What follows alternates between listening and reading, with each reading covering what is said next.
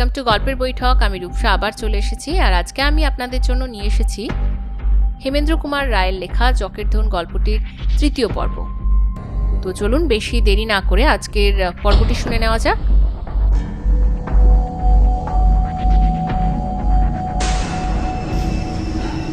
ভোলার কথা শুনে বুঝলুম যে সেই লোকটা পিশাচ ছাড়া আর কিছু নয়। দুষ্ট প্রেতাত্মারা সুবিধা পেলেই মানুষের মৃতদেহের ভিতরে ঢুকে তাকে জ্যান্ত করে তোলে। মরা মানুষ এইভাবে জ্যান্ত হলেই তাকে পিশাচ বলে। এই রকম কোনো পিশাচই ভোলার ঠাকুমার দেহকে আগুন জেলে আতপোড়া করে খেয়ে গেছে। ভোলাকেও নিশ্চয়ই সে ফলার করবার ফিকিরে ছিল। কেবল আমরা ঠিক সময় এসে পড়তেই এই যাত্রা ভোলা বেঁচে গেল কোনো গতিকে। সেবারে আমাদের আর মরা পোড়াতে হলো না। বিমলের গল্পটা শুনে আমার আঁতটা কেমন ছাতছাত করতে লাগলো। গুহার বাইরে আর চাইতেই ভরসা হলো না। কে জানে সেখানে হয়তো ঝোপঝাড়ের মধ্যে কোনো বিদকুটে চেহারা ওত পেতে বসে আছে। আমার মুখের ভাব দেখে বিমল হেসে বললে, ও হে কি কুমার, তোমার আবার ভয় টয় করছে নাকি? তা একটু করছে বই কি। এই না বললে তুমি ভূত টুত মানো না?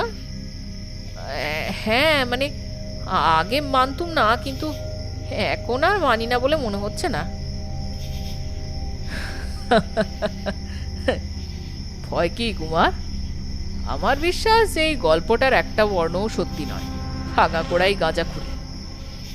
ভূতের গল্প মাত্রই রূপকথা। পাছে লোকে বিশ্বাস না করে, তাই তাকে সত্যি বলে আসর জমানো হয়। কিন্তু তবুও আমার মন মানল না। বিমলকে কিছুতেই আমার কাজ ছাড়া হতে দিলুম না।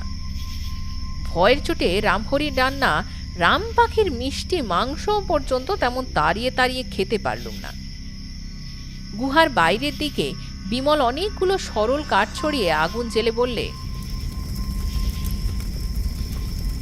কোনো জীবজন্তু এলে আর আগুন পেরিয়ে ভেতরে আসতে পারবে না।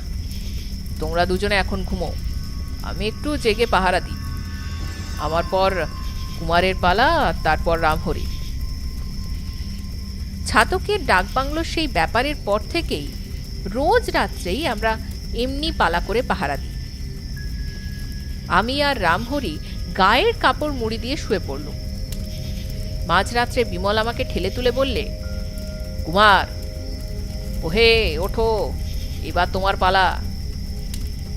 শীতের রাত্রে লেপ ছাড়তে কি আর স্বাদ যায়, বিশেষ করে এই বনে জঙ্গলে পাহাড়ে পর্বতে। কিন্তু তবুও উঠতে হলো। কি আর করি, উপায় তো নেই।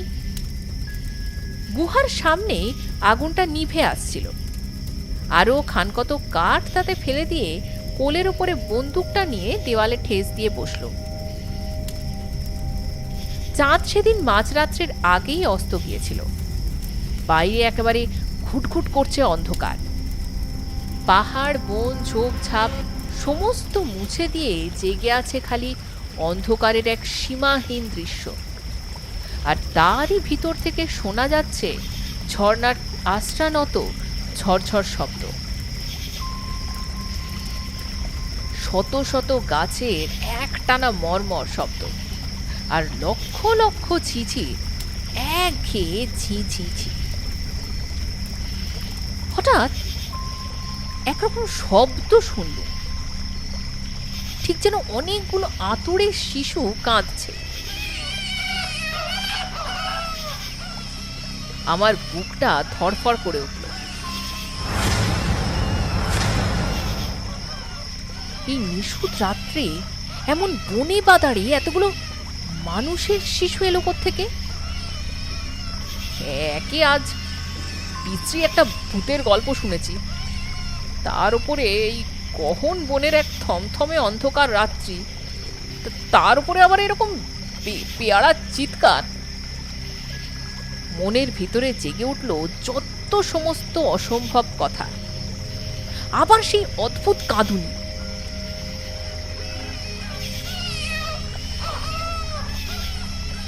আমার মনে হলো যে এই অঞ্চলের যত ভূত পেতনি বাসা ছেড়ে চড়তে বেরিয়ে গেছে আর বাপ মায়ের দেখা না পেয়ে ভুতুড়ে খোকারা একসঙ্গে জুড়ে দিয়েছে কান্নার কনসার্ট। ভয়ে সিটিয়ে ভাবছি যে আর একটু কোণ ঘেঁষে বসা যাক, এমন সময়ে ও কি ও কি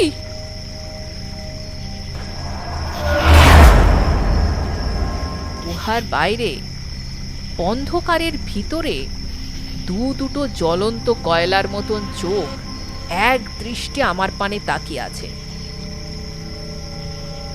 ভয়ে আমার বুক উড়ে গেল।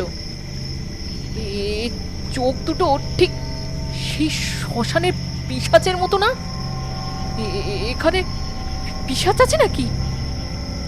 ধীরে ধীরে চোখ দুটো আরো কাছে এগিয়ে এসে আবার স্থির হয়ে রইল। আমার মনে হলো যে আধার সমুদ্রে সাঁতার কাটছে যেন যেন দুটো আগুন ভাটা। আমি আর চুপ করে বসে থাকতে পারলাম না। ভয়ে ঠকঠক করে কাঁপতে কাঁপতে বন্দুকটা কোনো রকমে তুলে দিলুম তার ঘোড়া দুটো টিপে।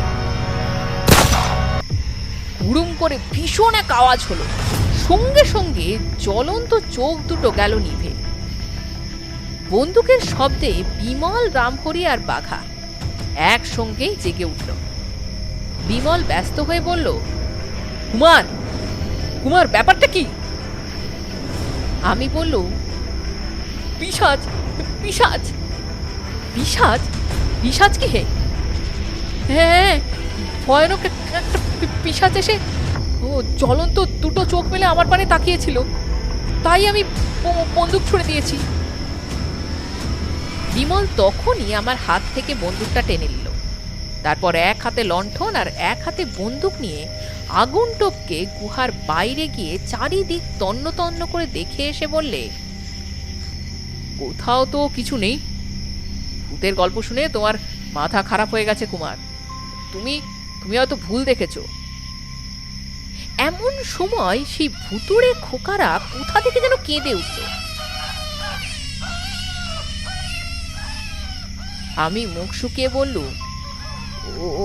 ওই ওই শোনো। কি? ভূতেদের খোকারা কাঁদছে? রামহরি, তুমিও শুনেছ তো? এইবারে বিমল আর রামহরি দুজনেই একসঙ্গে হে হে করে হাসি শুরু করে দিলে।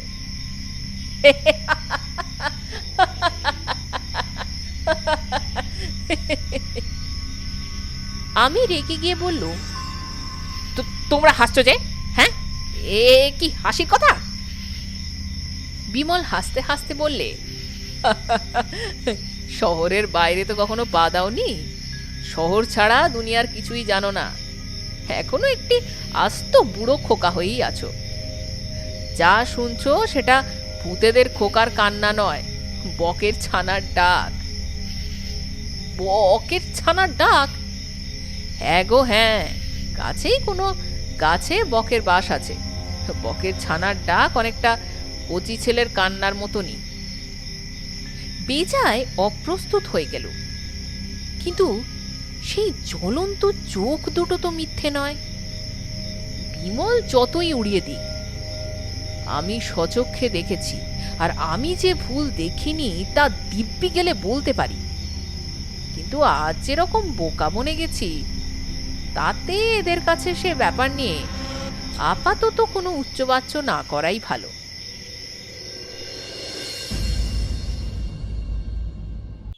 পরের দিন সকালে উঠে দেখি যে আর এক মুশকিল, রামহরির কম্প দিয়ে জ্বর এসেছে। কাজেই সেদিন আমাদের সেখানেই থেকে যেতে হলো। জ্বর গায়ে নিয়ে রামহরি তো আর পথ চলতে পারে না। ক্রমাগত পথ চলে চলে আমাদেরও শরীর বেশ কাহিল হয়ে পড়েছিল। কাজেই এই হঠাৎ পাওয়া ছুটিটা নেহাত মন্দ লাগলো না। সেদিনও বিমল দুটো পাখি মেরে আনলে এবং নিজের হাতেই আমরা রান্নার কাজটা সেরে নিলুম। সন্ধে হওয়ার সঙ্গে সঙ্গে কালকের রাতের সেই ভুতুড়ে ব্যাপারটার কথা আমার আবার মনে পড়ে গেল। বিমলের কাছে সে কথা তুলতে না তুলতেই সে হেসেই সব উড়িয়ে দিলে। আমি কিন্তু অত সহজে মনটাকে হালকা করে ফেলতে পারলুম না। আমি যে সচক্ষে দেখেছি, ভাবলে এখনো গায়ে কাঁটা দিয়ে ওঠে। বাপরে! সেদিনও সরল কাঠের আগুন জেলে গুহার মুখটা আমরা বন্ধ করে দিল। আজ রামহরির অসুখ, কাজেই আমাদের দুজনকেই পালা করে পাহারা দিতে হবে। আজও প্রথম রাতে পাহারার ভার নিল বিমল নিজে। যখন আমার পালা এলো তখন গভীর রাত্রি। আজও চাঁদ ডুবে গেছে, আর অন্ধকারে বুকের ভিতর থেকে নানা অস্ফুটধ্বনির সঙ্গে শোনা যাচ্ছে সেই গাছের পাতার মর্মরানি, ঝর্ণার ঝরঝরানি আর বকের ছানাদের কাতরানি। গুহার মুখের আগুনটা কমে আসছে দেখে আমি কতকগুলো চেলা কাঠ তার ভিতরে ফেলে দিল। তারপরেই শুনলুম কেমন যেন একটা শব্দ গুহার বাইরে। কে যেন খড়মড় করে শুকনো পাতা মারিয়ে চলে যাচ্ছে, কিন্তু প্রাণপণে তাকিয়েও ঘুটঘুটে সেই অন্ধকারের মধ্যে বিন্দু বিসর্গ কিছুই দেখতে পেলুম না। শব্দটাও একটু পরেই থেমে গেল, কিন্তু আমার বুক ঢিপ ঢিপ করতে লাগলো। বাঘা মনের সুখে কুণ্ডলি পাকিয়ে পেটের ভিতরে মুখ গুজে ঘুমোচ্ছিল। আমি তাকে দিলুম জাগিয়ে। বাঘা উঠে একটা হাই তুলে আর মাটির উপরে একটা ডন দিয়ে আমার পাশে এসে দুই থাবা পেতে বসলো।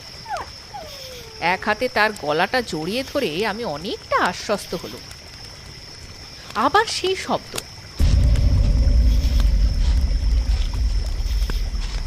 বাঘার দিকে চেয়ে দেখলুম সেও কান খাড়া করে ঘাড় বাঁকিয়ে শব্দটা শুনছে। তারপরে সে এক লাফে গুহার মুখে গিয়ে পড়ল, কিন্তু আগুনের জন্য বাইরে যেতে না পড়ে সেইখানেই দাঁড়িয়ে গড়গড় করতে লাগল। তার বজ্রানিতে বিমলের ঘুম গেল ভেঙে। উঠে বসে সে বললে, আজ আবার কি ব্যাপার? বাঘা অমন করছে কেন? আমি বললুম, বাইরে কিসের একটা শব্দ হচ্ছে, কে যেন চলে বেড়াচ্ছে। সে কি কথা? বলেই বিমল এগিয়ে এসে আমার হাত থেকে বন্দুকটা নিয়ে বাগিয়ে ধরলে। শব্দটা তখন থেমে গেছে, কিন্তু ও কি? আবার সেই জ্বলন্ত চোখ দুটো অন্ধকারের ভিতর থেকে কটমট করে আমাদের পানে তাকিয়ে আছে। বাঘা সঙ্গে সঙ্গে ঘেউ ঘেউ করে চেঁচিয়ে। আমিও বলে উঠলুম, দেখো বিমল, দেখো। কিন্তু আমি বলবার আগেই বিমল দেখেছিল। সে মুখে কিছু বললে না, চোখ দুটোর দিকে বন্দুকটা ফিরিয়ে এক মনে টিপ করতে লাগলো। চোখ দুটো আস্তে আস্তে এগিয়ে আসছিল। হঠাৎ বিমল বন্দুকের ঘোর টিপে দিল। সঙ্গে সঙ্গে দুম করে এক বিকট শব্দ, ভীষণ গর্জন, আর তারপরে সব চোখ। চোখ দুটো আর নেই। বিমল আমার দিকে ফিরে বললে, এই চোখ দুটোই কাল তুমি দেখেছিলে? হ্যাঁ, এইবার তোমার বিশ্বাস হলো তো? তা হয়েছে বটে, কিন্তু এই পিশাচের চোখ নয়, বাঘের চোখ। বাঘ? হ্যাঁ, বোধহয় এতক্ষণে সে লীলা খেলা সাঙ্গ করেছে। তবুও বলা তো যায় না। আজ রাত্রে আর বাইরে গিয়ে কাজ নেই। কি জানি, একেবারে যদি না মরে থাকে তাহলে আহত বাঘ একেবারে ভয়ানক জীব।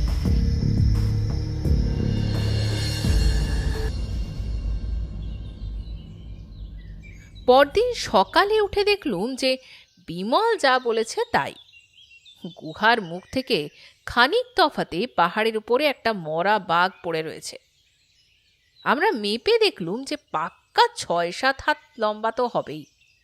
বিমলের টিপ আশ্চর্য, বন্দুকের গুলি বাঘটার ঠিক কপালে গিয়েই লেগেছে। দিন তিনেক পর রামহরির অসুখ সেরে গেল। আমাদেরও যাত্রা আবার শুরু হলো। আবার আমরা পাহাড়ের পথ ধরে অজানা রহস্যের দিকে এগিয়ে চলল।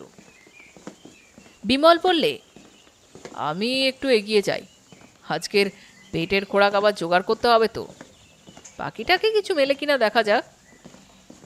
এই বলে সে বন্দুকটা কাঁধে নিয়ে হনহন করে এগিয়ে চলল। খানিক পরেই আঁকা বাঁকা পথের উপরে আর তাকে দেখা গেল না।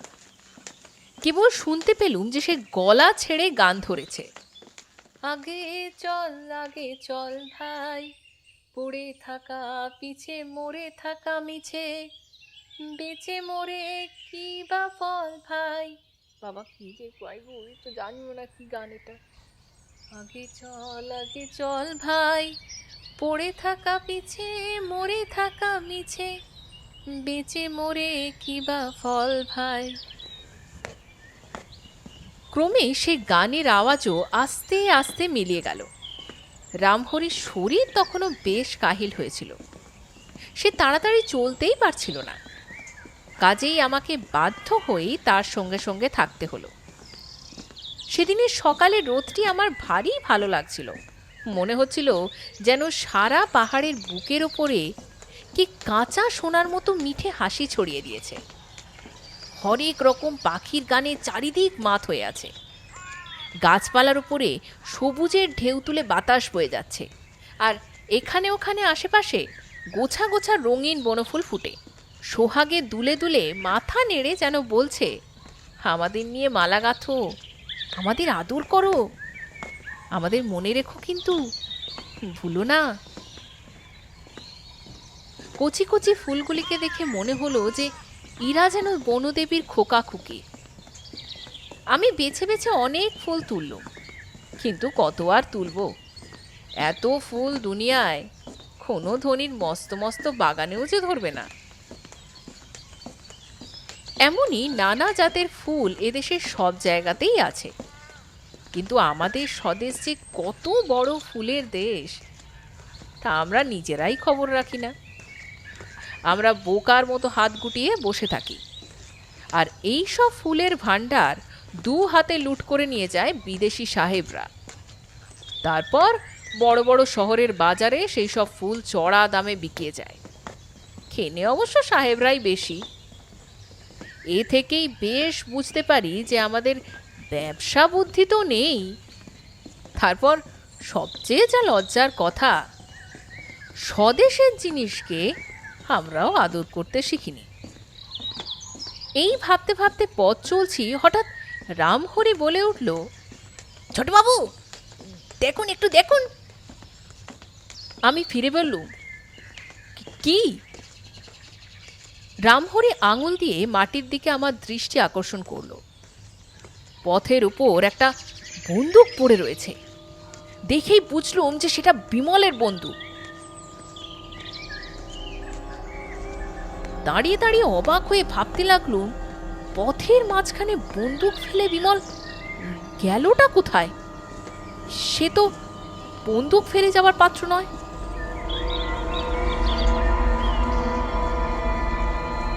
ব্যাপারটা সুবিধে নয়, মানে একটা কিছু তো হয়েছেই। তারপর মুখ তুলেই দেখি যে বাঘা এক মনে একটা জায়গা শুকছে আর একটা কাতর কুই কুই শব্দ করছে।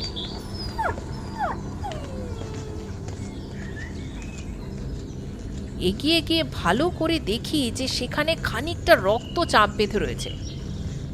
রামহরি প্রায় কেঁদে ফেলে বললে, খোকা বাবু নিশ্চয়ই কোনো বিপদে পড়েছেন, বাবু নিশ্চয়ই কোনো বিপদে পড়েছেন। হ্যাঁ হ্যাঁ রামহরি, আমারও তাই মনে হচ্ছে, কিন্তু কি বিপদ? রামহরি বললে, কি করে বলবো ছোট বাবু, এখানে তো বাঘ ভালুক সবই আছে। আমি বলল, বাঘে মানুষ খায় বটে, কিন্তু ব্যাগ নিয়ে তো যায় না। বিমল বাঘের মুখে পড়েনি, তাহলে বন্দুকের সঙ্গে তার ব্যাগটাও এখানে পড়ে থাকতো। তবে তবে খোকাবাবু কোথায় গেলেন? এই বলে রামহরি চেঁচিয়ে বিমলকে ডাকবার উপক্রম করলে। আমি তাড়াতাড়ি তাকে বাধা দিয়ে বললুম, চুপ চুপ, চেঁচিও না। আমার বিশ্বাস বিমল শত্রুর হাতে পড়েছে, আর শত্রুর কাছেই আছে। চেঁচালে আমরাও এক্ষুনি বিপদে পড়ব। তাহলে উপায়? তুমি এইখানে একটা ঝোপের আড়ালে লুকিয়ে বসে থাকো, আর বাঘাকেও ধরে রাখো, নইলে বাঘাও হয়তো চেঁচিয়ে আমাদের বিপদে ফেলবে। আর আমি আগে এদিক ওদিক একবার দেখে আসি। বাঘার গলায় শিকলি বেঁধে রামহরি পথের পাশেই একটা ঝোপের আড়ালে গা ঢাকা দিয়ে বসল। প্রথমে কোন দিকে যাব আমি তা কিছুই বুঝতে পারলুম না, কিন্তু একটু পরেই দেখলুম যে খানিক তফাতে তফাতে আরও রক্তের দাগ রয়েছে। আরও খানিক এগিয়ে দেখলুম আরও রক্তের দাগ। তৃতীয় দাগের পরেই একটা ঝোপের পাশে খুব সরু পথ, সেই পথের ওপরে লম্বা দাগ, যেন কার একটা মস্ত বড় মোট ধুলোর ওপর দিয়ে টেনে হিঁচড়ে নিয়ে গেছে। আমি সেই সরু পথ ধরলুম। সেই পথেও মাঝে মাঝে রক্তের দাগ দেখে বুঝতে দেরি লাগলো না যে এই দিকে গেলেই বিমলের দেখা পাওয়া যাবে। কিন্তু বিমল বেঁচে আছে কি? এই রক্ত কার? তাকে ধরে নিয়ে গেলই বা কারা? সে কি ডাকাতের হাতে পড়েছে? কিন্তু এসব কথার কোনো উত্তর মিলল না। আচম্বিতে আমার পা থেমে গেল। খুব কাছেই যেন খাতের একটা গলা শোনা যাচ্ছে। আমার হাতের বন্দুকটা একবার পরখ করে দেখল। তার 6টি ঘরে টোটা ভরা আছে। তারপর ঝোপের পাশে পাশে গুড়ি মেরে খুব সন্তর্পণে সামনের দিকে অগ্রসর হল। আর বেশি এগুতে হল না। পথটা সরু, যেখানে শেষ হয়েছে সেখানে অল্প খানিকটা খালি জমি, আর তারপরে পাহাড়ের খাদ। যেই দৃশ্য দেখলুম জীবনে আমি তা ভুলব না। সেই খোলা জমির ওপরে জন কয়েক লোক দাঁড়িয়ে আছে। তাদের একজনকে তো দেখেই চিনলুম যে সে করালি। আর একদিকে পাহাড়ের খাদের ধারেই একটা বড় গাছ হেলে পড়েছে, এবং তারই তলায় পড়ে রয়েছে বিমলের দেহ। তার মাথা ও মুখ রক্তমাখা, আর হাত ও কোমরে দড়ি বাঁধা। বিমলের উপরে হুমড়ি খেয়ে বসে আছে করালির দলের আর একটা লোক। শুনলুম করালি চেঁচিয়ে বলছে, বিমল, এখনো কথার জবাব দাও। তোমার ব্যাগের ভেতরে পকেট বই নেই, সেখানা কোথায় আছে বলো। কিন্তু বিমল কোনো উত্তর দিলে না। তাহলে কি তুমি মরতে চাও? বিমল আবারও চুপ। শম্ভু! যে লোকটা দড়ি ধরেছিল মুখ ফিরিয়ে বলল, আগে। লোকটাকে চিনল, ছাতকের ডাক বাংলোয় আমরা দেখেছিল। করালি বললে, দেখো শম্ভু, আর 1 মিনিটের মধ্যে বিমল যদি আমার কথার জবাব না দেয়, তবে তুমি ওকে তুলে খাদের ভেতরে ছুঁড়ে ফেলে দিও। কয়েক সেকেন্ড কেটে গেল। আমার বুকটাও ধুকপুক করতে লাগলো। কি যে করব কিছুই স্থির করতে পারলুম না। ওদিকে করালি বললে, বিমল, এই শেষবার তোমাকে বলছি, যদি সাড়া না দাও তবে তোমার কি হবে তা বুঝতে পারছো তো? একেবারে হাজার হাজার ফুট নিচে পড়ে যাবে, আর তোমার দেহ একেবারে গুঁড়িয়ে ধুলো হয়ে যাবে, একটু চিহ্ন পর্যন্ত থাকবে না। বিমল তেমনি বোবার মতন রইল। এই দৃশ্য আর সহ্য করা অসম্ভব। ঠিক করলুম যে করালি যা জানতে চায় আমি তার সন্ধান দেব। আমার আর জকের ধনে কাজ নেই। টাকার চেয়ে প্রাণ ঢের বড় জিনিস। মনস্থির করে আমি উঠে দাঁড়ালুম। করালি বললে, বিমল, এখনো তুমি চুপ করে আছো? এতক্ষণ পরে বিমল বললে, পকেট বই পেলেই তো তুমি আমাকে ছেড়ে দেবে? নিশ্চয়। বিমল বললে, ব্যাগের মধ্যে আমার একটা একটা জামার ভেতর দিককার পকেট খুঁজলেই তুমি ওই পকেট বই পাবে। ব্যাগটা করালির সামনেই পড়েছিল। সে তখনই তার ভিতরে হাত পুরে দিল। একটু চেষ্টার পরেই পকেট বইটাও বেরিয়ে পড়ল। সঙ্গে সঙ্গে করালির মুখে একটা পৈশাচিক হাসি ফুটে উঠল। কিন্তু এই হাসি দেখে এত বিপদেও আমার হাসি পেল, কারণ আমি জানি পকেট বই থেকে পথের ঠিকানার কথা তো বিমল আগেই মুছে দিয়েছে। এত বিপদেও বিমল ভয় পেয়ে বুদ্ধি হারিয়ে ফেলেনি। ধন্যী ছেলে যা হোক। বিমল বললে, তোমাদের মনের আশা তো পূর্ণ হলো, এইবার আমাকে ছেড়ে দাও। করালি কর্কশ স্বরে বলল, ছেড়ে দেব বই কি, শত্রুর শেষ তো আর রাখবো না। শম্ভু, আর কেন, ছোড়াকে এবারে নিশ্চিন্তপুরে পাঠিয়ে দাও। বিমল এই সময় চেঁচিয়ে উঠল, করালি, শয়তান তুমি! কিন্তু তার কথা শেষ হতে না হতেই শম্ভু বিমলকে ধরে হিড় করে টেনে খাদের ধারে নিয়ে গিয়ে একেবারে ঠেলে ফেলে দিলে এবং চোখের পলক না পড়তেই বিমলের দেহ ঝুপ করে নিচের দিকে পড়ে অদৃশ্য হয়ে গেল। সঙ্গে সঙ্গে আমার চোখের ওপরে একটা অন্ধকারের পর্দা নেমে এলো, বা মাথা ঘুরে মাটিতে পড়ে যেতে যেতে আবার আমি শুনলুম করালির সেই ভীষণ অট্টহাসি।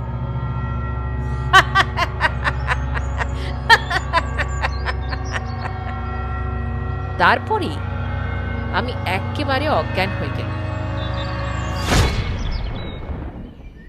কতক্ষণ অজ্ঞান হয়েছিলুম জানি না। যখন জ্ঞান এলো, চোখ চেয়ে দেখলুম যে রামহরি আমার মুখের উপরে হুমড়ি খেয়ে আছে। আমাকে চোখ চাইতে দেখে সে হাঁপ ছেড়ে বলল, কি হয়েছে ছোটবাবু, অমন অজ্ঞান হয়ে গিয়েছিলেন কেন? কেন যে অজ্ঞান হয়ে পড়েছিল প্রথমটা আমার তা মনে পড়ল না। আমি আস্তে আস্তে উঠে বসলুম, একেবারে বোবার মতো। রামহরি বললে, তোমার ফিরতে হচ্ছে দেখে আমার বাড়ি ভয় হলো, বাঘাকে সেইখানেই বেঁধে রেখে তোমাকে খুঁজতে আমি এদিকে এলুম। এতক্ষণে আমার সব কথা মনে পড়ল। রামহরিকে বাধা দিয়ে পাগলের মতো লাফিয়ে উঠে বললুম, রামহরি, আমি ওদের খুন করব, ওদের আমি সবাইকে খুন করব। রামহরি আশ্চর্য হয়ে বললে, কাদের খুন করবে ছোটবাবু, তুমি কি বলছো? বন্দুকটা মাটি থেকে তুলে নিয়ে আমি বললুম, যারা ওই খাদে বিমলকে ফেলে দিয়েছে। খোকাবাবুকে খাদে ফেলে দিয়েছে? হ্যাঁ হ্যাঁ, কি হলো? আমি বললুম, এখন তোমার কান্না রাখো রামহরি, আগে চাই প্রতিশোধ। নাও ওঠো, বিমলের বন্দুকটা নিয়ে এইদিকে এসো। আমি ঝোপ থেকে বেরিয়ে দাঁড়ালুম। ঠিক করলুম যে সামনে যাকে দেখব তাকেই গুলি করে মেরে ফেলবো কুকুরের মতো। কিন্তু কেউ তো কোথাও নেই। খাদের পাশে খোলা জমি ধুধু করছে, সেখানে জনপ্রাণীকেও দেখতে পেলুম না। রামহরি পিছন থেকে বলল, তুমি কাকে মারতে চাও ছোটবাবু? দাঁতে দাঁত ঘষে আমি বললুম, কাকে আবার? করালিকে। কিন্তু কিন্তু সে এর মধ্যে গেলটা কোথায়? করালি? স্তম্ভিত রামহরির মুখ দিয়ে আর কোনো কথা বেরোল না। হ্যাঁ হ্যাঁ, রামহরি, করালি, তারই হুকুমে বিমলকে ওইখানে ফেলে দিয়েছে। রামহরি কাঁদতে কাঁদতে বললে, কোনখানে খোকাবাবুকে ফেলে দিয়েছে? আমারও গলা কান্নায় বন্ধ হয়ে এলো। কোনো রকমে সামলে নিয়ে হতাশভাবে আমি বললুম, রামহরি, বিমলের খোঁজ নেওয়া আর মিছে। ওইখান থেকে হাত পা বেঁধে তাকে খাদের ভেতরে ফেলে দিয়েছে। অত উঁচু থেকে ফেলে দিলে লোহাই গুঁড়ো হয়ে যায় তো।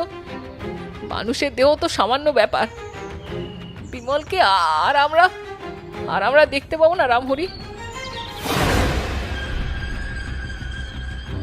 রামহরি মাথায় করাঘাত করে বললে, হে ভগবান, খোকাবাবুর সঙ্গে না থাকলে আমি কোন মুখে আবার মা ঠাকুরনের কাছে গিয়ে দাঁড়াবো? এ প্রাণ আমি আর রাখবো না, আমিও পাহাড়ের উপর থেকে লাফিয়ে পড়ে মরবো। এই বলে সে খাদের ধারে ছুটে গেল। অনেক কষ্টে আমি তাকে থামিয়ে রাখল। তখন সে মাটির ওপর উপর হয়ে শুয়ে ফুলে ফুলে কাঁদতে লাগলো। কি হলো? যেখান থেকে বিমলকে নিচে ফেলে দিয়েছে আমি সেখানে গিয়ে দাঁড়ালুম।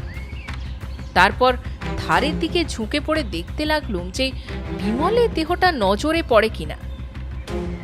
নিচের দিকে তাকাতেই আমার মাথাটা ঘুরে গেল।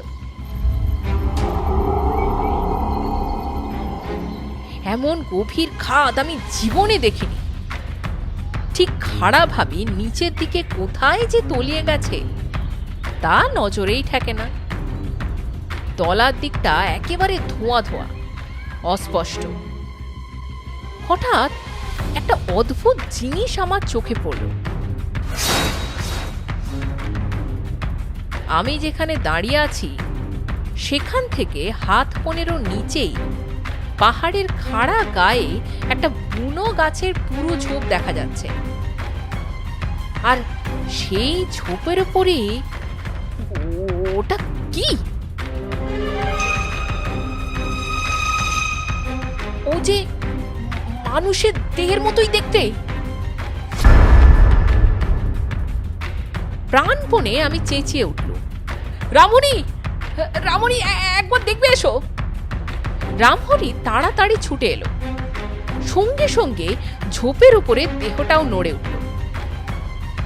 আমি ডাকলাম, বিমল, বিমল। নিচ থেকে সাড়া এলো, কুমার, এখনো আমি বেঁচে আছি ভাই। আবার আমি অজ্ঞানের মতো হয়ে গেল আনন্দের প্রচন্ড আবেগে। রামহরি তো আমোদে আটখানা হয়ে নাচই শুরু করে দিলে।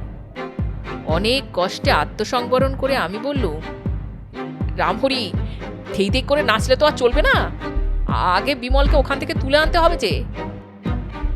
রামহরি তখনই নাচ বন্ধ করে চোখ কপালে তুলে মাথা চুলকোতে চুলকোতে বলল, তাই তো ছোট বাবু, ওখানে আমরা নামবো কি করে?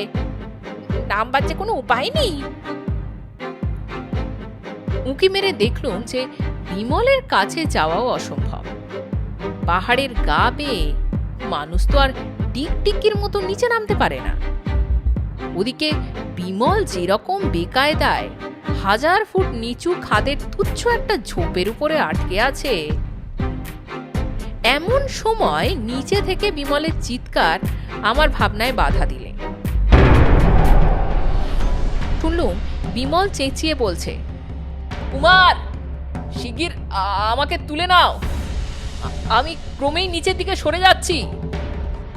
তাড়াতাড়ি মুখ বাড়িয়ে আমি বললুম, কিন্তু কি করে তোমার কাছে যাব বিমল? আমার ব্যাগের ভেতরে দড়ি আছে, সেই দড়িটা আমার কাছে নামিয়ে দাও। কিন্তু তোমার হাত পা যে বাঁধা, দড়ি ধরবে কেমন করে? কুমার, কেন মিছা সময় নষ্ট করছো? শিগগির দড়ি ঝুলিয়ে দাও। বিমলের ব্যাগটা সেইখানেই পড়েছিল। ভাগ্যে করালিরা সেটাও নিয়ে যায়নি। রামহরি তখনই তার ভিতর থেকে খানিকটা মোটা দড়ি বার করে আনলে। জোর বাতাস বইছে আর প্রতি দমকাতেই ঝোপটা দুলে দুলে উঠছে এবং সঙ্গে সঙ্গে বিমলের দেহটা নিচের দিকে নেমে যাচ্ছে। কি যে ভয়ানক তার অবস্থা! আমার বুকটা ভয় ঠিপ ঠিপ করতে লাগলো। বিমল বললে, দড়িটা ঠিক আমার মুখের কাছে ঝুলে দাও কুমার। আমি দাঁত দিয়ে দড়িটা ভালো করে কামড়ে ধরলে পর তোমরা দুজনে আমাকে ওপরে টেনে তুলো। আমি একবার সার্কাসে একজন সাহেবকে দাঁত দিয়ে 2.5 মণ ভারী মাল টেনে তুলতে দেখেছিল। জানি বিমলের গায়ে খুব জোর আছে, কিন্তু তার দাঁত কি তেমন শক্ত হবে? হঠাৎ বিষম একটা ঝোড়ো বাতাস এসে ঝোপের উপর ধাক্কা মেরে বিমলের দেহকে আরো খানিকটা নিচের দিকে নামিয়ে দিলে। কোনো রকমে দেহটাকে বাঁকিয়ে চুরিয়ে বিমল একরকম আলগোছেই শূন্যে ঝুলতে লাগলো।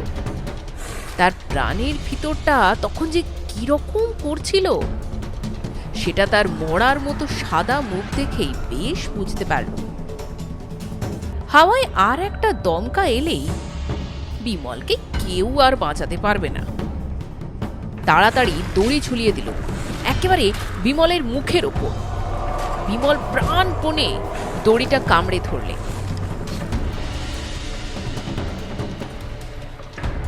আমি আর রামহরি দুজনে মিলে দড়ি ধরে টানতে লাগলো। দেখতে দেখতে বিমলের দেহ পাহাড়ের ধারের কাছে উঠে এলো। তার মুখ তখন রক্তের মতন রাঙা হয়ে উঠেছে। সামান্য দাঁতের জোরের উপরেই আজ নির্ভর করছে তার বাঁচন মরণ। রামহরি বললে, ছোট বাবু, তুমি একবার একলা দড়িটা ধরে থাকতে পারবে? আমি তাহলে খোকা বাবুকে একটু হাতে করে ওপরে তুলে নিগে।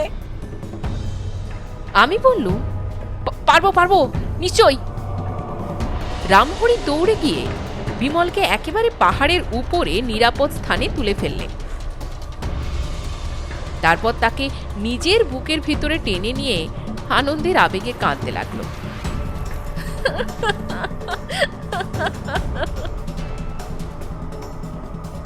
আমি গিয়ে তার বাঁধনটা খুলে দিলুম। বললুম, বিমল, কি করে তুমি ওদের হাতে গিয়ে পড়লে বলো তো? বিমল বলল, আমি নিজের মনে মনে গান গাইতে গাইতে এগোচ্ছিলাম। ওরা বোধহয় পথের পাশেই লুকিয়েছিল। হঠাৎ পিছন থেকে আমার মাথায় লাঠি মারে আর আর আমি অজ্ঞান হয়ে যাই। আমি বললাম, তারপর যা হয়েছে আমি সব দেখেছি। তোমাকে যে আবার ফিরে পাবো আমরা তা একবারও ভাবতে পারিনি ভাই। বিমল হেসে বললে, হ্যাঁ, এতক্ষণে নিশ্চয়ই আমি পরলোকেই ভ্রমণ করতুম, কিন্তু ভাগ্যে ঠিক আমার পায়ের তলাতেই ঝোপটা ছিল। রাখে কৃষ্ণ তো মারে কে। আমি মিনতির স্বরে বললুম, বিমল, আর আমাদের চকের ধনে কাজ নেই ভাই। প্রাণ নিয়ে ভালোই ভালোই চলো, দেশে ফিরে যাই চলো। তেমন কাপুরুষ আমি নই। তোমার ভয় হয় তুমি যাও, আমি কিন্তু শেষ পর্যন্ত না দেখে এখান থেকে কিছুতেই নড়ব না। আবার আমাদের চলা শুরু হয়েছে। এবারে আমরা প্রাণপণে এগিয়ে চলেছি। পিছনে যখন শত্রু লেগেছে তখন যত তাড়াতাড়ি গন্তব্যস্থানে গিয়ে পৌঁছানো যায় ততই মঙ্গল। কত বন জঙ্গল, কত ঝর্ণা খাদ, কত পাহাড়ের চড়াই উতরাই পার হয়েই যে আমরা চলেছি আর চলেছি, তার আর কোনো ঠিকানাই নেই। মাঝে মাঝে আমার মনে হতে লাগলো যে আমরা যেন চলবার জন্যেই জন্মেছি। আমরা যেন মৃত্যুর দিন পর্যন্ত খালি চলবো আর চলবই। দুপুর বেলায় পাহাড় যখন উনুনে পোড়ানো চাটুর মতো বিষম তেতে ওঠে, কেবল সেই সময়টাতেই আমরা চলা থেকে রেহাই পেয়ে রেঁধে খেয়ে কিছুক্ষণ গড়িয়ে নিই। রাত্রে জ্যোৎস্না না থাকলে দায়ে পড়ে আমাদের বিশ্রাম করতে হয়, নইলে চলতে চলতে রোজ আমরা দেখি আকাশে উষার রঙিন আভাস মস্ত এক ফাগের থালার মতন প্রথম সূর্যের উদয়। বনের পাখির ডাকে সারা পৃথিবীর জাগরণ সন্ধ্যার আভাসে মেঘে মেঘে রামধনুকের 7 রং সমারোহের মধ্যে সূর্যের বিদায়। তারপর পরিলোক থেকে উড়িয়ে দেওয়া ফানুসের মতো চাঁদের প্রকাশ। আবার সেই চাঁদই কতদিন আমাদের চোখের সামনে ক্রমে স্নান হয়ে প্রভাতের সাড়া পেয়ে মিলিয়ে যায়, ঠিক যেন স্বপ্নের মায়ার মতন। কিন্তু করালির আর দেখা নেই কেন? এতদিনে আবার তার সঙ্গে আমার দেখা তো হওয়া উচিত ছিল, কারণ এখন সে নিশ্চয়ই বুঝতে পেরেছে যে পকেট বইয়ে পথের কোনো ঠিকানাই লেখা নেই। সে কি হতাশ হয়ে আমাদের পিছন ছেড়ে সরে পড়েছে? না আবার কোনোদিনও হঠাৎ কাল বৈশাখীর মতোই আমাদের সামনে এসে মূর্তিমান হবে? এমনি ভাবে দিন রাত চলতে চলতে শেষে একদিন আমরা রূপনাথের গুহার সম্মুখে এসে দাঁড়ালো।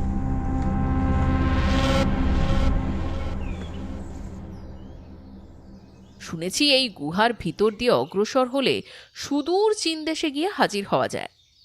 একবার এক চীন সম্রাট নাকি এই পথ দিয়েই ভারতবর্ষ আক্রমণ করতে এসেছিলেন। অবশ্য এটা ইতিহাসের কথা নয়, অনেকটা প্রবাদই বলা চলে। রূপনাথের গুহা বড় হোক আর ছোট হোক, তাতে কিছু এসেই যায় না, আর তা নিয়ে আমাদের মাথা ঘামাবার দরকারও নেই। কিন্তু এখানে এসে আমরা একটু আশ্বস্তির হাপটা ছেড়ে বাঁচলুম, কেননা এতদিন আমরা এই গুহার উদ্দেশ্যেই এগিয়ে আসছিলুম, এবং এখানে পৌঁছে অন্তত এইটুকু বুঝতে পারলুম যে এইবারে আমরা নিশ্চয়ই পথের শেষটা দেখতে পাব। কারণ যে জায়গায় জকের ধন আছে, এখান থেকে সেই জায়গাটা খুবই কাছে, মাত্র দিন তিনেকের পথ। বিমল হাসি মুখে একটা গাছতলায় বসে গুনগুন করে গান গাইতে লাগলো। আমি তার পাশে গিয়ে বসে বললুম, বিমল, এখনই অতটা স্ফূর্তিও ভালো নয় কিন্তু। কেন? মনে করো বৌদ্ধ মঠে গিয়ে আমরা যদি দেখি যে চকের ধন সেখানে নেই, তাহলে? কেনই বা থাকবে না? যে সন্ন্যাসী আমার ওই ঠাকুরদাদাকে মরার মাথা দিয়েছিল, সে যে বাজে কথা বলেনি তার প্রমাণ কি? না না না, আমার দৃঢ় বিশ্বাস সন্ন্যাসী সত্য কথাই বলেছে। অকারণে মিছে কথা বলে তার তো কোনো লাভ ছিল না। আমি আর কিছুই বললুম না। বিমল বললে, ওসব বাজে ভাবনা ভেবে মাথা খারাপ করো না, আপাতত আজকের মতো এখানে বসেই বিশ্রাম করো, তারপর কাল আবার আমরা বৌদ্ধ মঠের দিকে চলতে শুরু করব। সূর্য অস্ত গিয়েছে, কিন্তু তখনও সন্ধ্যা হতে দেরি আছে। পশ্চিমের আকাশে রঙের খেলা তখনও মিলিয়ে যায়নি দেখলে। মনে হয় কারা যেন মেঘের গায়ে নানা রঙের জলছবি মেরে দিয়ে গেছে। সেদিনের বাতাসটি আমার ভারী মিষ্টি লাগছিল। বিমল নিজের মনে গান গাইছে, আর আমি চুপ করে বসে বসে শুনছি। তার গান বাস্তবিকই শোনবার মতো।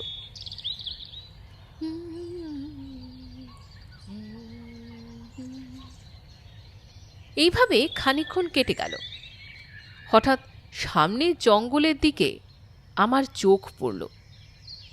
সঙ্গে সঙ্গে আমার সর্বাঙ্গ কাঁটা দিয়ে উঠল।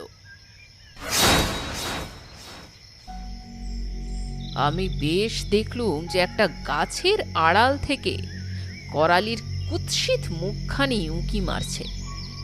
কুতকুতে চোখ দুটো তার গোখরো সাপের মতো তীব্র হিংসায় ভরা।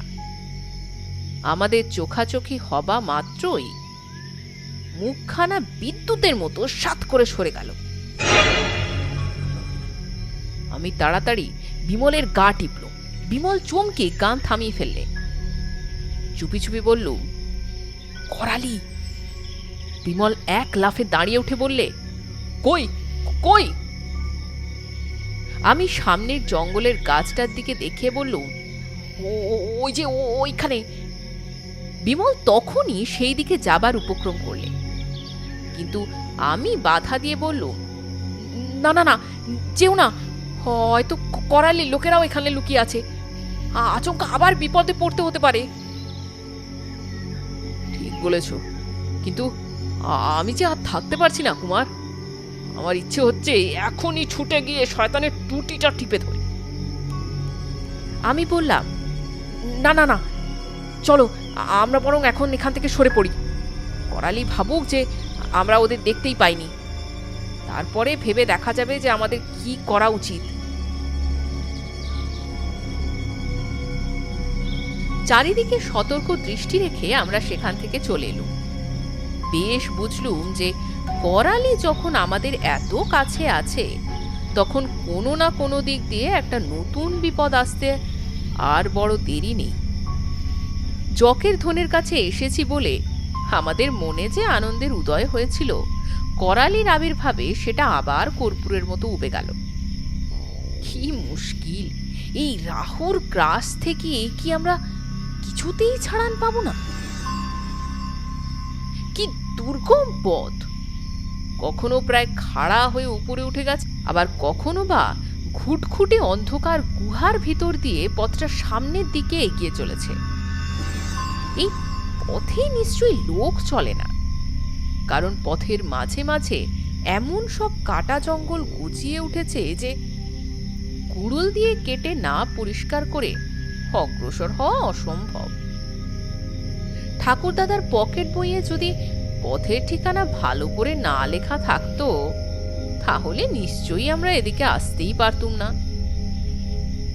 পকেট বইখানা এখন আমাদের কাছে নেই বটে, কিন্তু পথের বর্ণনা আমরা আলাদা কাগজে টুকে নিজেদের সঙ্গে সঙ্গেই রেখেছিল। পথটা খারাপ বলে আমরা তাড়াতাড়ি এগিয়ে যেতেও পারছিলুম না। 20 মাইল পথ আমরা অনায়াসে একদিনেই পেরিয়ে যেতুম, কিন্তু এই পথটা পার হতে আমাদের ঠিক 5 দিন লাগলো। কাল থেকে মনে হচ্ছে যে আমরা ছাড়া পৃথিবীতে যেন আর কোনো মানুষ নেই। চারিদিক এত নির্জন আর এত নিস্তব্ধ যে নিজেদের পায়ের শব্দে আমরা নিজেরাই থেকে থেকে চমকে উঠেছি। মাঝে মাঝে বাঘা যেই ঘেউ ঘেউ করে ডাকছে, আর অমন চারিধারে পাহাড়ে পাহাড়ে এমন বিষম প্রতিধ্বনিতে জেগে উঠছে যে আমার মনে হতে লাগলো পাহাড়ের শিখরগুলো যেন হঠাৎ আমাদের পদশব্দে জ্যান্ত হয়ে ধমকের পর ধমক দিচ্ছে। পাখিগুলো পর্যন্ত আমাদের সাড়া পেয়ে কিচিরমিচির করে ডেকে ছত্রভঙ্গ হয়ে উড়ে পালাচ্ছে, যেন এই পথে আর কখনো তারা মানুষকে হাঁটতে দেখ। 5 দিনের দিন সন্ধ্যার কিছু আগে খানিক তফাৎ থেকে আমাদের চোখের ওপর আচম্বিতে একটা অপূর্ব দৃশ্য ভেসে উঠল। সারি সারি মন্দিরের মতন কতকগুলো বাড়ি, সমস্তই যেন মিশ কালো রঙে তুলি ডুবিয়ে আগুনের মতো রাঙা আকাশের পটে এঁকে এঁকে রেখেছে। একটা উঁচু পাহাড়ের শিখরের উপরে মন্দিরগুলো গড়া হয়েছে।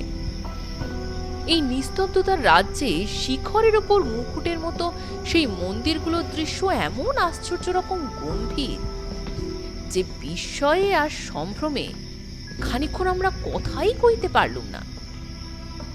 সকলের আগে কথা কইল বিমল। মহা আনন্দে চেঁচিয়ে উঠল, এই যে বৌদ্ধমঠ, বৌদ্ধমঠ। আর আমিও বলে উঠল, জকের ধন।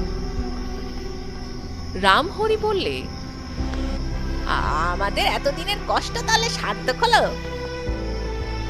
বাঘা আমাদের কথা বুঝতে পারলে না বটে, কিন্তু এটা অনায়াসে বুঝে নিলে যে আমরা সকলেই খুব খুশি হয়েছি। সেও তখন আমাদের মুখের পানে চেয়ে ল্যাজ নাড়তে নাড়তে খেউ খেউ করতে লাগলো। আনন্দের প্রথম আবেগ কোনো রকমে সামলে নিয়ে আবার তাড়াতাড়ি অগ্রসর হল। মঠ তখনও আমাদের কাছ থেকে প্রায় মাইল খানেক তফাতে ছিল। আমরা প্রতিজ্ঞা করলুম যে আজকেই ওখানে না গিয়ে কিছুতেই আর বিশ্রাম করব না। সন্ধ্যার অন্ধকার ক্রমেই ঘন হয়ে উঠল। বিমল আমাদের আগে আগে যাচ্ছিল। আচমকা সে থমকে দাঁড়িয়ে পড়ে বলে উঠল, সর্বনাশ! আমি বললাম, কি হলো বিমল? উফ, মরতে মরতে ভয়ানক বেঁচে গেছি। কেন কেন? খবরদার, আর এগিয়েও না, দাঁড়াও। এখানে পাহাড় ধসে গেছে, আর পথ নেই। মাথায় যেন বজ্র ভেঙে পড়ল। পথ নেই? বিমল বলে কি?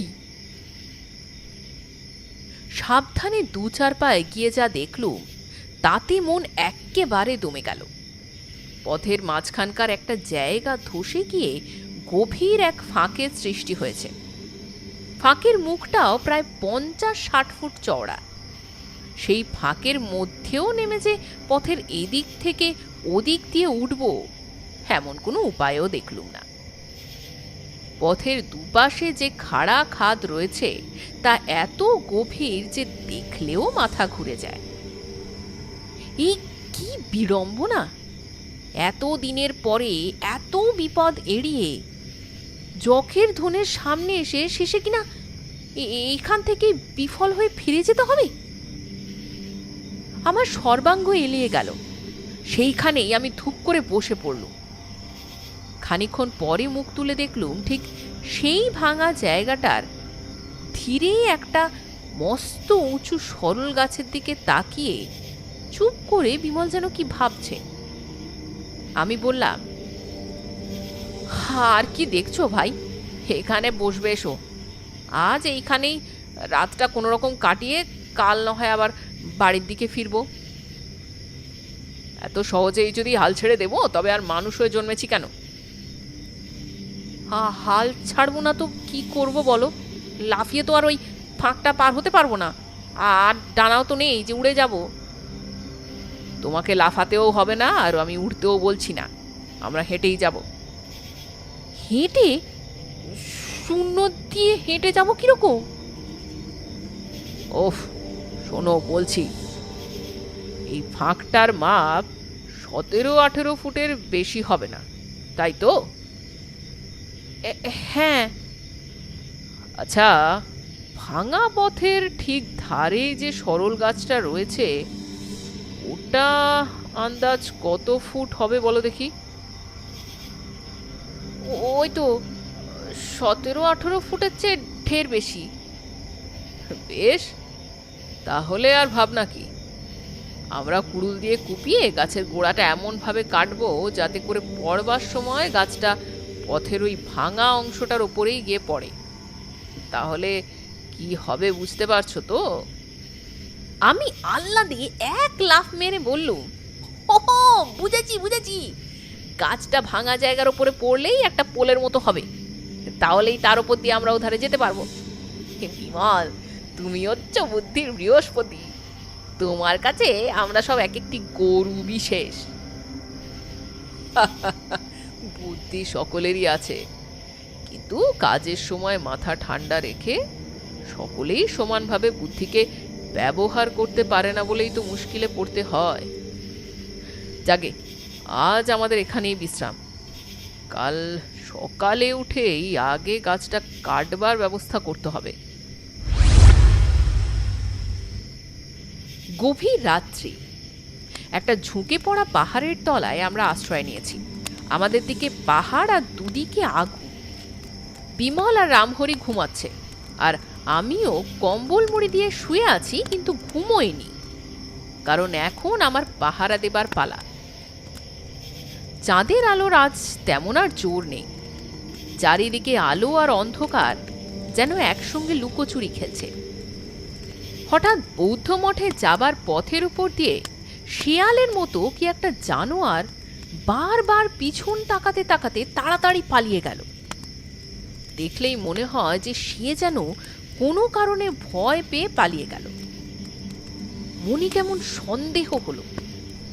পা থেকে মাথা পর্যন্ত কম্বল মুড়ি দিয়ে শুয়ে রইলুম বটে, কিন্তু চোখের কাছে একটু ফাঁক রাখলুম, আর বন্দুকটাও কাপড়ের ভিতরেই বেশ করে বাগিয়ে ধরলুম।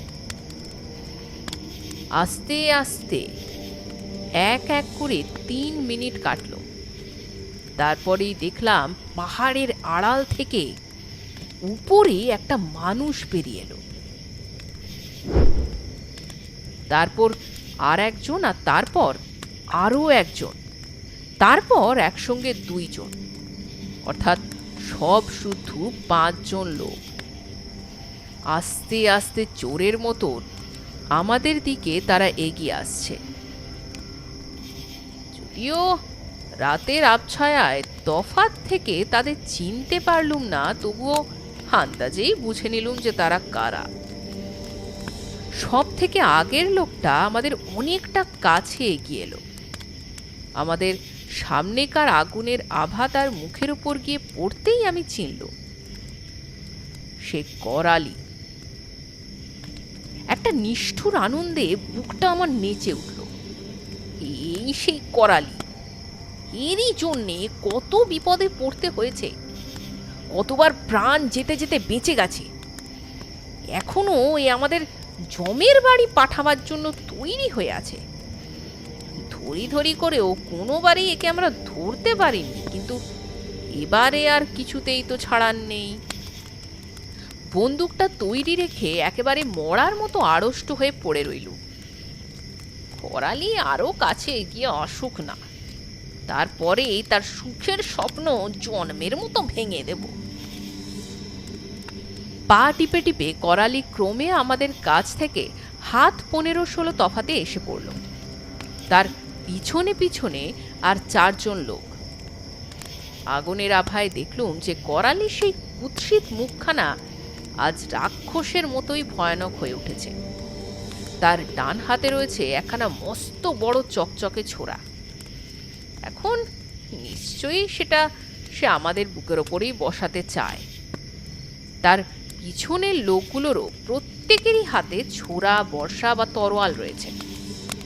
এটা আমাদের খুব সৌভাগ্যের কথা যে করালির কেউই বন্দুক জোগাড় করে আনতে পারেনি। তাদের সঙ্গে বন্দুক থাকলে এতদিন নিশ্চয়ই আমরা বেঁচে থাকতে পারতুম না। করালি আমাদের আগুনের বেড়াটা পেরিয়ে আসবার উদ্যোগ করলে আমি বুঝলাম যে এই সময় বিদ্যুতের মতন আমি লাফিয়ে উঠল। তারপর চোখের ফলক ফেলবার আগেই বন্দুকটা তুলে দিলুম একেবারে ঘোড়া টিপে। সঙ্গে সঙ্গে একটা বিকট চিৎকার করে করালি মাথার উপর 2 হাত তুলে মাটির ওপরে ঘুরে পড়ে গেল। তার পিছনের লোকগুলো হতভম্ব হয়ে দাঁড়িয়ে পড়ল। তাদের দিকেও আর একবার বন্দুক ছুটতেই তারা প্রাণের ভয়ে পাগলের মতো দৌড়ে পালালো। কিন্তু বন্দুকের গুলি বোধহয় করালির গায়ে ঠিক জায়গায় লাগেনি, কারণ মাটির উপরে পড়ে সে চোখের নিমেষে উঠে দাঁড়িয়ে তারপর প্রাণপণে ছুটে অন্ধকারে কোথায় অদৃশ্য হয়ে গেল। আমার দোনলা বন্দুকে আর টোটা ছিল না, কাজেই তাকে আর বাধা দিতেও পারলুম না। কয়েক সেকেন্ড পরে ভীষণ এক আর্তনাদে নিস্তব্ধ রাত্রির আকাশ যেন কেঁপে উঠল। তেমন আর্তনাদ আমি জীবনে আর কখনো শুনিনি। তারপরেই আবার সব চুপচাপ। ও আবার কি ব্যাপার? মিনিট খানেকের মধ্যেই এই ব্যাপারগুলো হয়ে গেল, আর ততক্ষণে গোলমালে বিমল, রামহরি আর বাঘাও জেগে উঠেছে। বিমলকে তাড়াতাড়ি 2 কথায় সমস্ত বুঝিয়ে দিয়ে বললুম, কিন্তু ওই আর্তনাদ কেন হলো আমি ঠিক বুঝতে পারছি না। আমার মনে হলো যে একসঙ্গে যেন 3 লোক চেঁচিয়ে কেঁদে উঠল। বিমল সভয়ে বলল, কি ভয়ানক! নিশ্চয়ই অন্ধকারে দেখতে না পেয়ে তারা ওই ভাঙা পথে সেই ফাঁকের মধ্যে পড়ে গেছে। তারা আর কেউ বেঁচে নেই। আমি বললাম, কিন্তু করালি তো ওদিকে যায়নি, তার মানে সে এখনো বেঁচে আছে। রামহরি বললে, আহা, হতভাগাদের জন্য আমার ভারী দুঃখ হচ্ছে। শেষটা কিনা অপঘাতে মরল। যেমন কর্ম তেমনই ফল, দুঃখ করে লাভ নেই। করালির যদি এখনো শিক্ষা না হয়ে থাকে তবে তার কপালেও অপঘাত মৃত্যুই লেখা আছে। অন্তত কিছুদিনের জন্য নিশ্চয়ই আমরা ওই করালির দেখার পাবো না বিমল। সে মরেনি বটে, কিন্তু রীতিমতো জখম যে হয়েছে তাতে তো আর কোনো সন্দেহ নেই। আর 3 দিন যদি বাধা না পাই তাহলে ছকের ধন আমাদের মুঠোর ভিতরে এসে পড়বে, এই আমি তোমাকে বলে দিলুম। আমিও হেসে বললাম, তোমার মুখে ফুলচন্দন পড়ুক।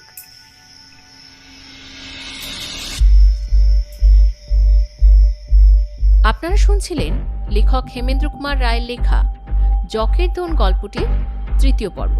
এই গল্পের বাকি পর্বগুলি জানতে শুনতে থাকুন গল্পের বৈঠক। আর যদি এই চ্যানেলে গল্পগুলো আপনাদের ভালো লাগে তো প্লিজ লাইক, কমেন্ট, শেয়ার ও সাবস্ক্রাইব করতে ভুলবেন না। আর ফিউচার আপডেটস পাওয়ার জন্য বেল আইকনটিকেও অবশ্যই ক্লিক করবেন। আজকে তবে এ পর্যন্ত, পরে আবার দেখা হচ্ছে এই গল্পেরই 4র্থ পর্বের সঙ্গে। নমস্কার।